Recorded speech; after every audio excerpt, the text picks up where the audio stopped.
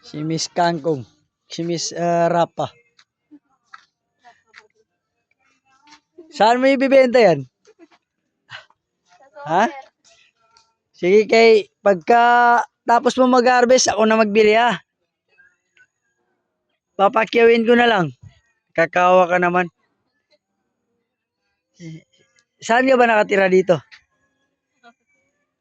Ha? Saan ka ba nakatira dito? Sa Gang Sultan Kudarat. Gang Sultan Kudarat. So dito ka pa nagakuha ng mga gulay mo? Yes po. Bali, papalitan ko na lang ang pangalan mo, si Miss Gulay ha.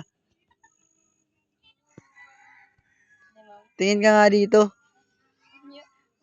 Anong lahi mo? Muslim? Christian? Igorot?